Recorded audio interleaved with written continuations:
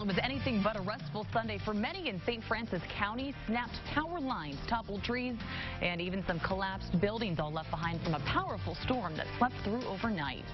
Good evening. Glad to have you with us at 5 o'clock tonight. I'm Victoria Price. The National Weather Service says straight line winds up to 100 miles per hour are to blame for that damage.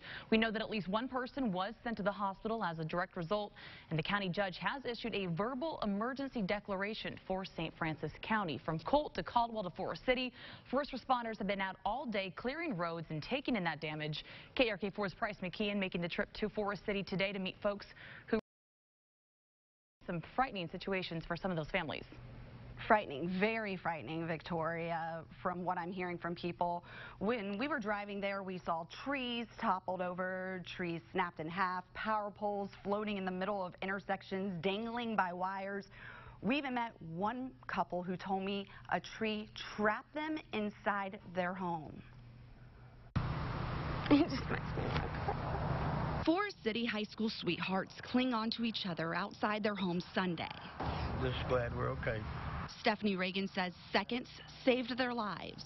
I just want to get in there and get my pictures. You know, you just want your pictures of your grandbabies. Saturday overnight, strong winds knocked a tree into their home that sits off Highway 1 north of Forest City. It knocked him down. He's had back surgery and it hit him in the back. Reagan explains the tree trapped her inside with her disabled husband by her side. So we had to crawl out of a bathroom window and head first dive out. She laughs for a simple reason.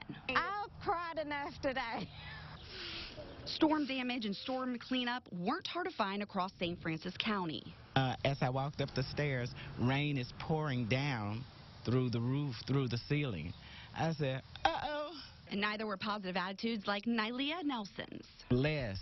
Like, God is so awesome. Trees block this grandma from leaving her home, and a tree blocks this grandma from getting in her home. Emotional. Glad to be alive. But the trees and the storm didn't knock any of these Arkansans' spirits. As you could see there, Reagan's husband is out of the hospital, and they are trying to figure out what the next best step is. As for anyone else who has any damage, there is an emergency shelter opened at the Forest City Civic Center. And I just got off the phone with the manager over there, and he told me that it will be open until 10 p.m. tomorrow night, as long as there are still people impacted by the damage. Back to you. All right, good to know, Price.